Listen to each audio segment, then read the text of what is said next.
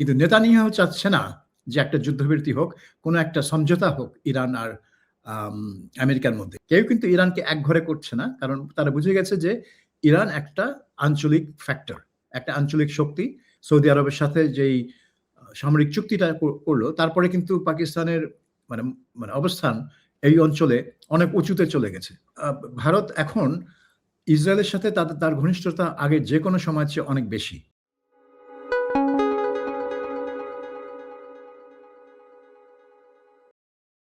Iran যুক্তরাষ্ট্র যুদ্ধ কোন দিকে মন নিচ্ছে?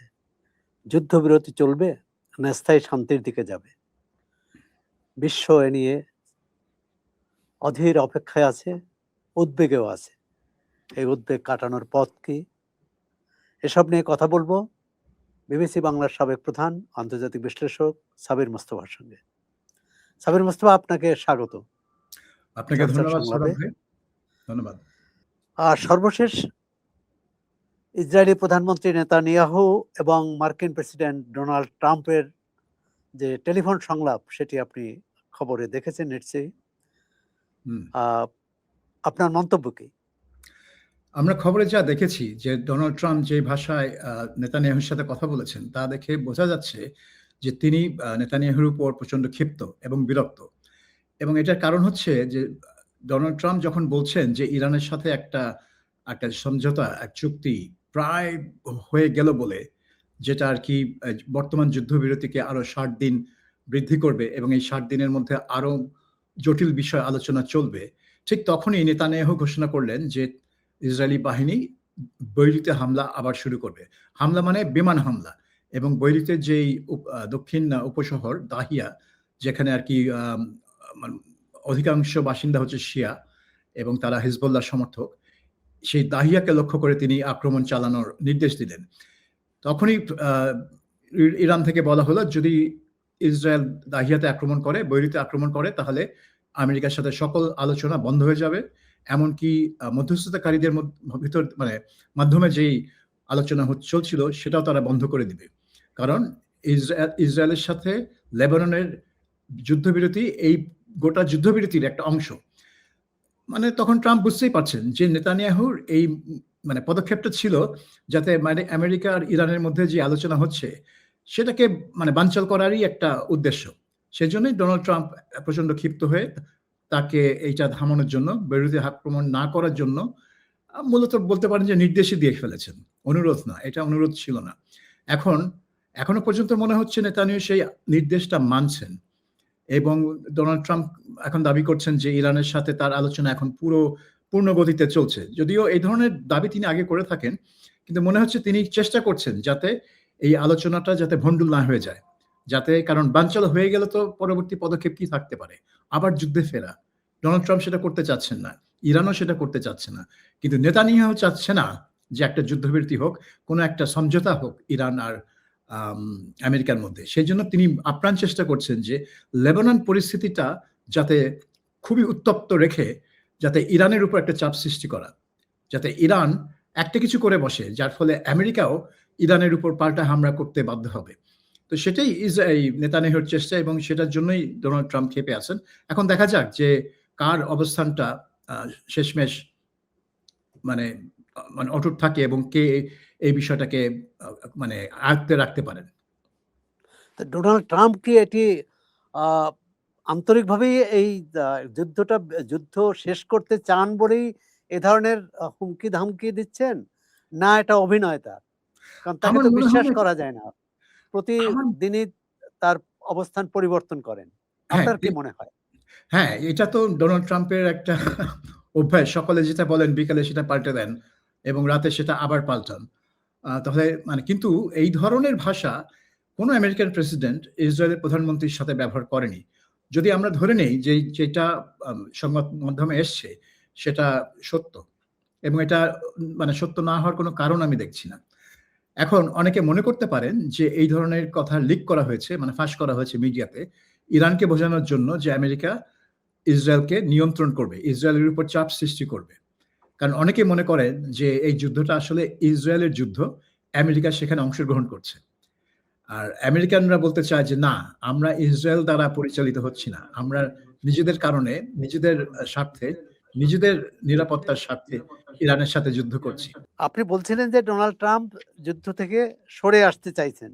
হুম। এটা কি মানে তার সদিচ্ছা না বাধ্য হয়ে? এটা এটা ঠিক সদিচ্ছা আমি বলব না। এটা হচ্ছে বাস্তবতার চাপে। বাস্তবতা হচ্ছে যে তিনি ইরানকে এই সামরিক উপায়ে তার দাবি মানাতে রাজি করতে পারছেন না। এটা তিনি পারবেন না। এটা এখন পরিষ্কার হয়ে আছে এবং ইরানের যে অবস্থান এখন সেটা তিনি মানে কোনোভাবেই পাল্টাতে পারছেন না। তিনি যতই হুমকি-তামকি দিক না কেন, ইরান অনড়। কাজেই তার সামনে আর কোনো রাস্তা নেই। রাস্তা আছে দুটো। একটা হচ্ছে ইরানের সাথে একটা সমঝোতা করে একটা শান্তি চুক্তির দিকে এগিয়ে যাওয়া। অথবা আবার পুনরায় ফুল স্কেল যুদ্ধে ফিরে যাওয়া। তো এখন আবার পুনরায় যুদ্ধে ফিরে যাওয়াটা তার পক্ষে মানে সামরিক দিক থেকে সম্ভব হলেও রাজনৈতিক দিক থেকে এটার কোনো লাভ নিয়ে আসবে না। কাজেই এটা হবে পুরো অপচয়। তো তার সামনে রাস্তা আসলেই একটা। একটা সেটা হচ্ছে যুদ্ধটা থামানোর, যুদ্ধ থেকে বেরিয়ে আসার জন্য একটা রাস্তা খুঁজে বের করা। এইটার জন্যই তিনি এত আলোচনা করছেন যেটা নেতানিয়াহু চেষ্টা করছে বানচাল করার জন্য।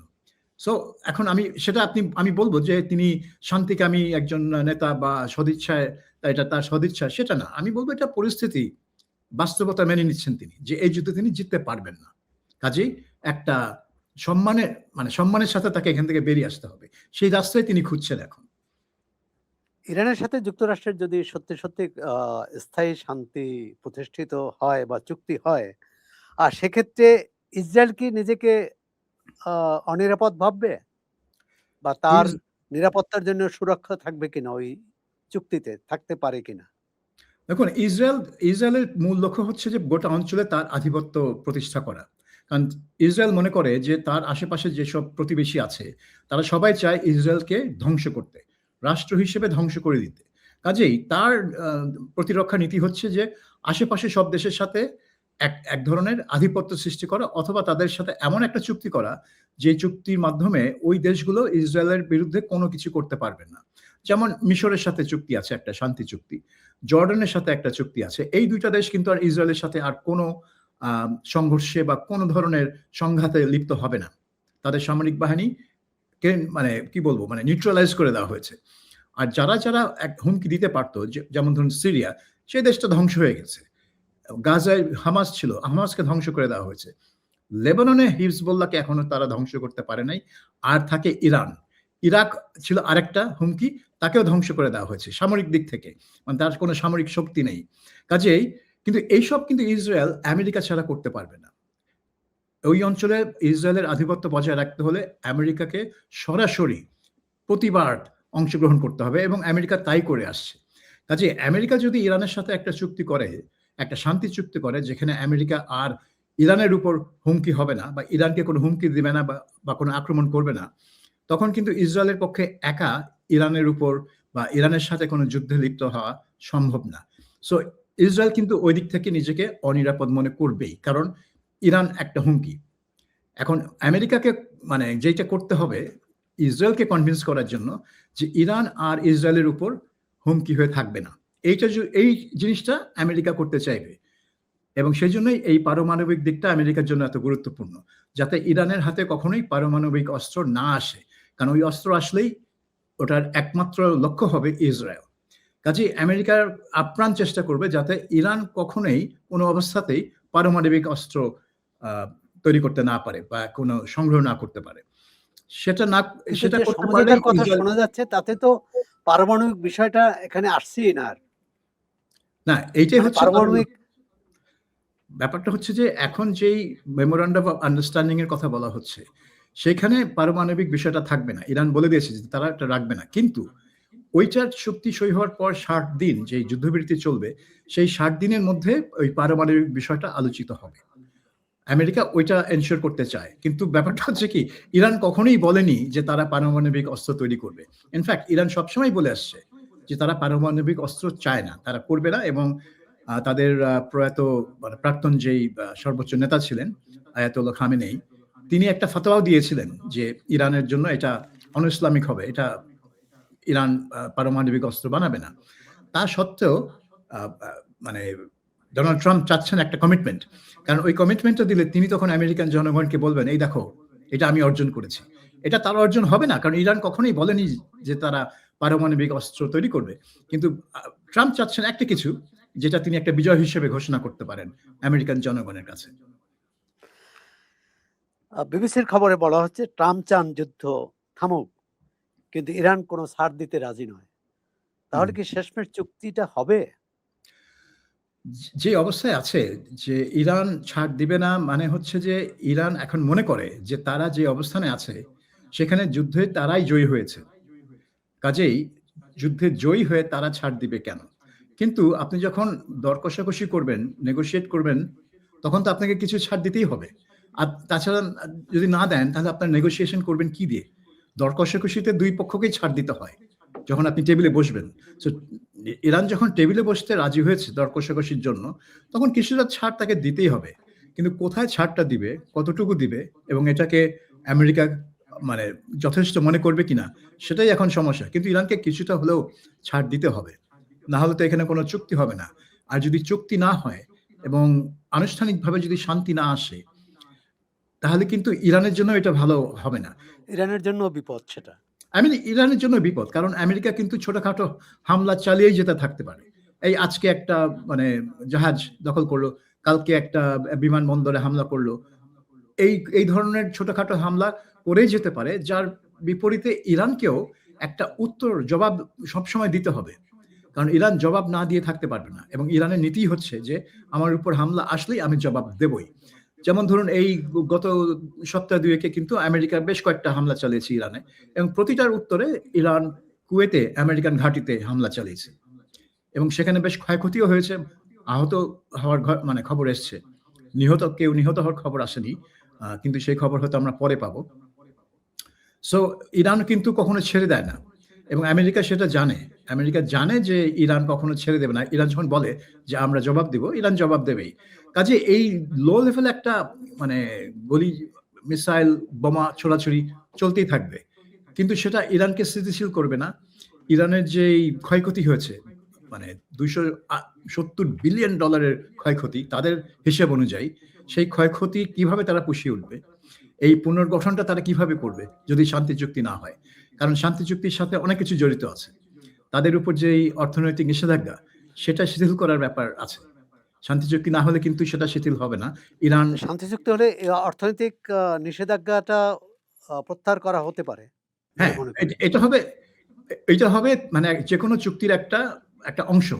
তারপরে ইরানের বেশ কয়েক বিলিয়ন ডলার, বোধহয় 12 না 14 বিলিয়ন ডলার বিভিন্ন ব্যাংকে সম্পদ। আমেরিকার নির্দেশে মানে জব্দ করা আছে, ফ্রিজ করা আছে। ইরান সেগুলা ফেরত চাচ্ছে। তো সেটাও হবে না যদি না শান্তি চুক্তি হয়। কাজেই ইরানের জন্য কিন্তু একটা শান্তি চুক্তি খুবই জরুরি, তার অর্থনৈতিক পুনর্জাগরণের জন্য। মানে যুদ্ধ একদিক থেকে তাকে সুযোগও এনে দিয়েছে হ্যাঁ, ইরানের জন্য। এই যুদ্ধের ফলে ইরানের এই একটা অবস্থানে চলে এসছে যখন সে এই দাবিগুলো করতে পারছে। তার আগে কিন্তু সে এই দাবিগুলোও করতে পারছিল না। কেউ তার দাবির কথা মানে শুনতই না। হ্যাঁ? কিন্তু এখন ট্রাম্পকে আলোচনার টেবিলে বসে এই দাবিগুলা বিবেচনা করতে হচ্ছে, এবং এই দাবিগুলোর প্রেক্ষিতেই তাকে আলোচনা চালাতে হচ্ছে। যেটা তারা কিন্তু যুদ্ধের আগে কখনোই করতে হয়নি তাদেরকে। কাজেই ইরান কিন্তু ইতিমধ্যেই এই যুদ্ধে একটা বলতে পারেন যে কূটনৈতিক দিক থেকে একটা সাফল্য অর্জন করে ফেলেছে। কারণ এইসব বিষয়গুলো এখন আলোচনার টেবিলে চলে এসছে, এবং আমেরিকাকে এগুলো মানে অ্যাড্রেস তার করতেই ন্যায্য হবে। দাবিগুলো, চাওয়াগুলো এখন আলোচনার টেবিলে।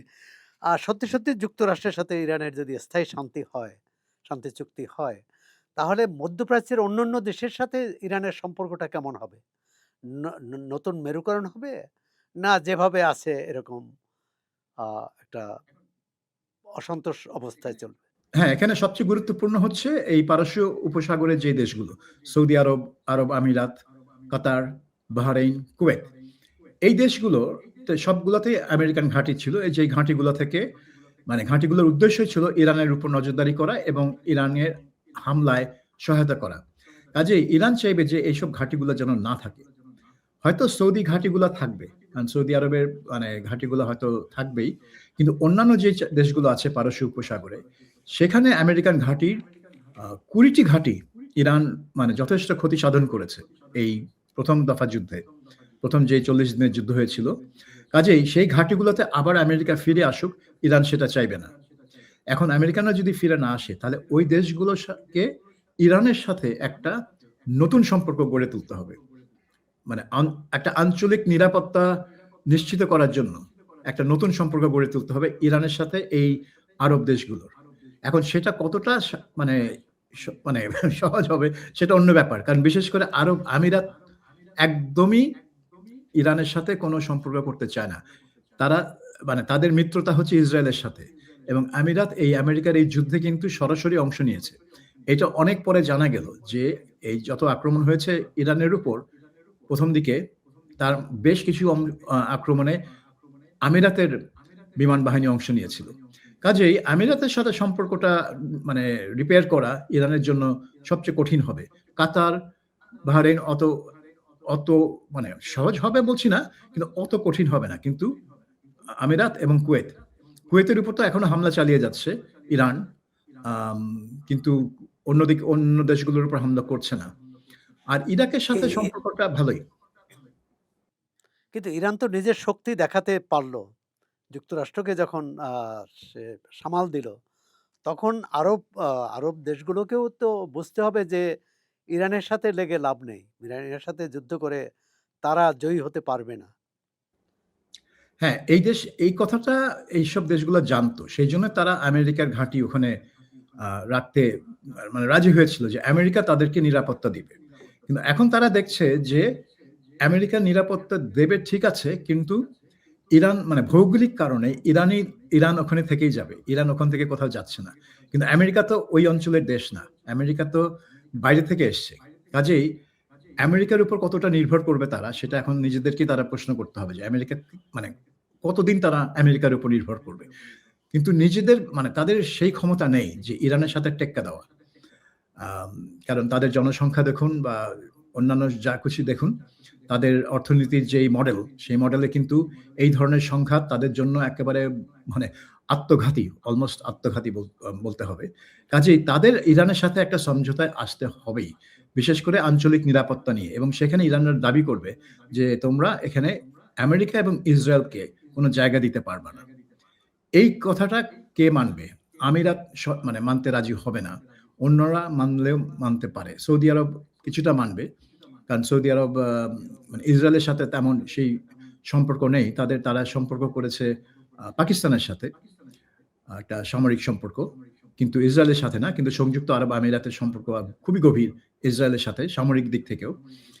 কাজেই এটা একটা কঠিন ব্যাপার হবে। কিন্তু ইরান এবং আরব দেশগুলো তাদের মধ্যে আপনি যেটা বলছেন, একটা নতুন সম্পর্ক তাদের গড়ে তুলতেই হবে। আগের সম্পর্কে তারা ফিরে যেতে পারবে না। এই ফেব্রুয়ারি 28 তারিখের সাথে এই উপসাগরীয় দেশগুলোর যে বিরোধ, এর ঐতিহাসিক পটভূমিটা কি? শিয়া সুন্নি না আঞ্চলিক শক্তির প্রতিযোগিতা? দুটোই আছে। একদিক থেকে যখন ইরানের শাসক ছিলেন শাহ, যখন ওটা রাজতন্ত্র ছিল এবং রাজতন্ত্র ছিল খুবই পশ্চিমাপন্থী, শাহের সরকার তো পশ্চিমা দেশগুলোর সাথে ঘনিষ্ঠ ছিল এবং প্রতিরক্ষার দিক থেকে তারা যুক্তরাষ্ট্রের বশংবদ হিসেবে পরিচিত ছিল। হ্যাঁ, এবং তারা তখন শাহ তখন পারস্য উপসাগরে ইরানের আধিপত্য প্রতিষ্ঠার চেষ্টা করত, এবং আরব দেশগুলো সেটা পছন্দ করতো না। কিন্তু আরব দেশগুলোও ছিল পশ্চিমাদের মিত্র, কাজেই সেখানে মানে পশ্চিমাদের জিনিসটাকে ম্যানেজ করত।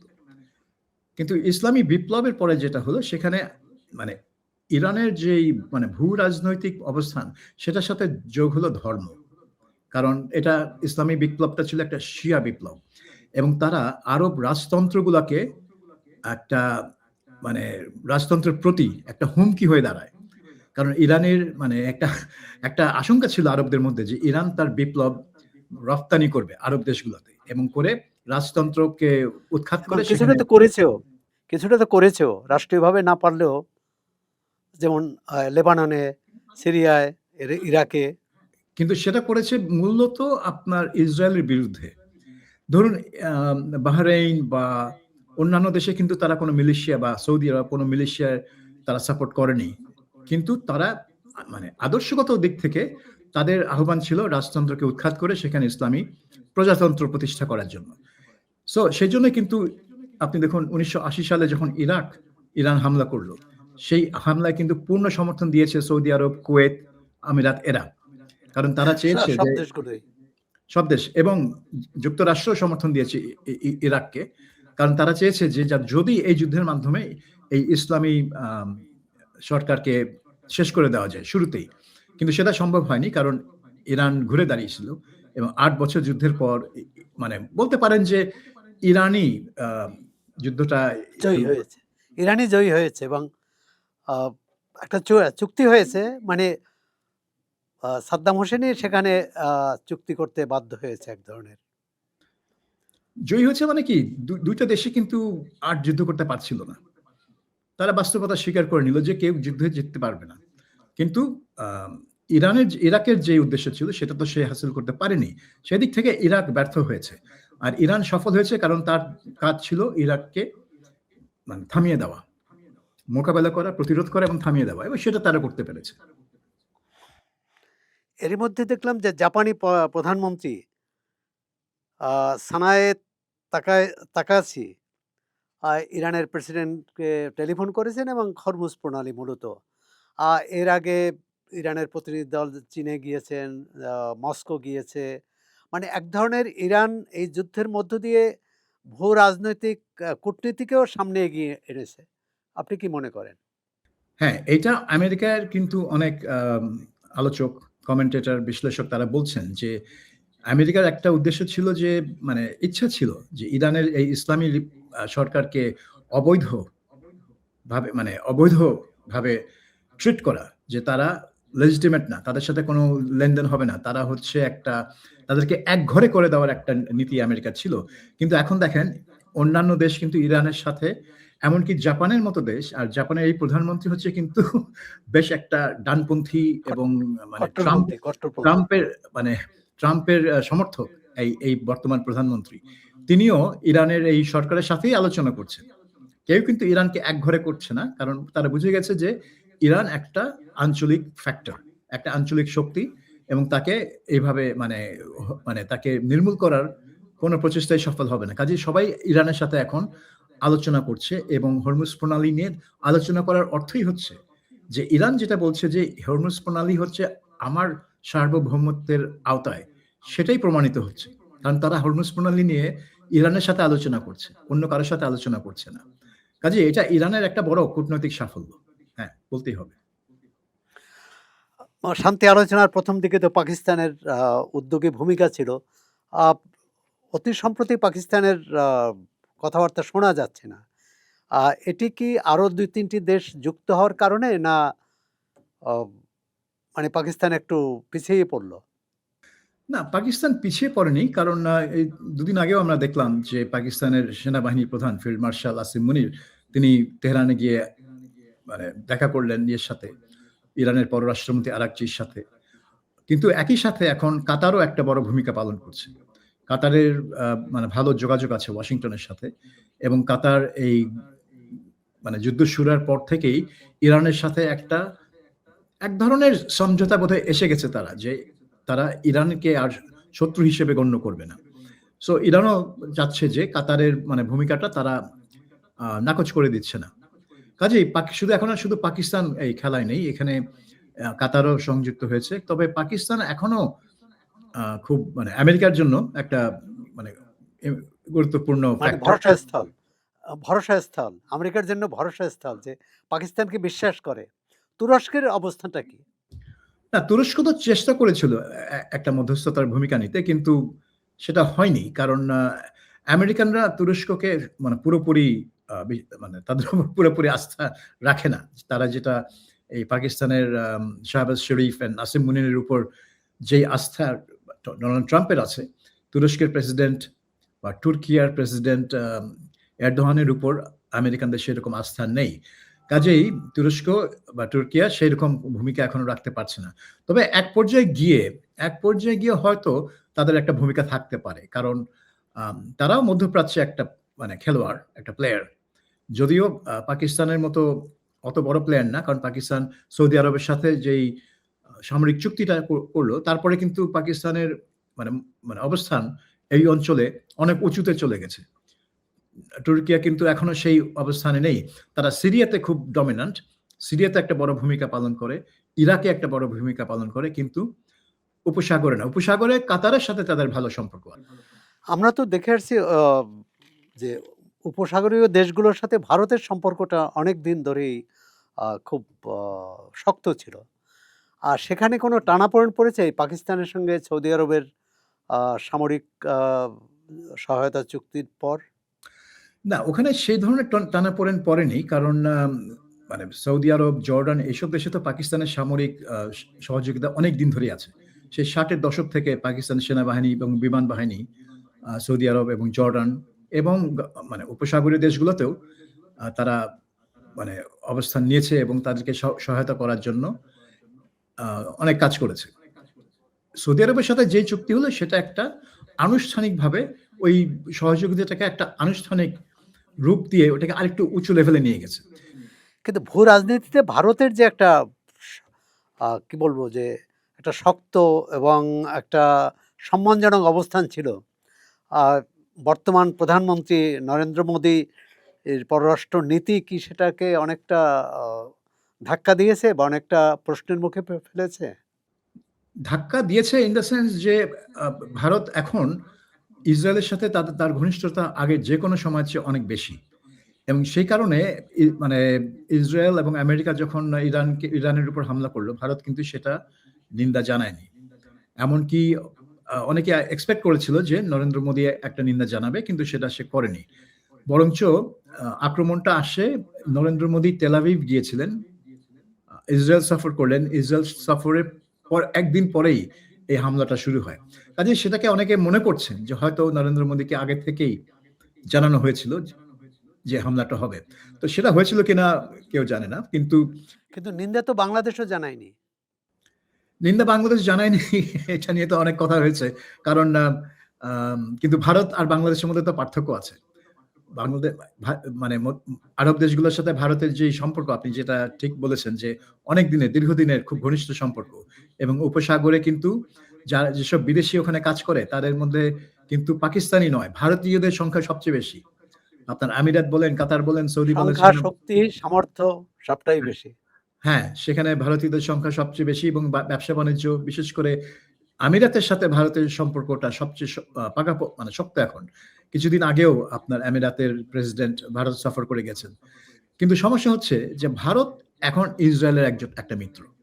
এটা আরবরা পরিষ্কার বুঝতে পারছে এবং ইসরায়েলের বিরুদ্ধে ভারত কোনো অবস্থান নিচ্ছে না।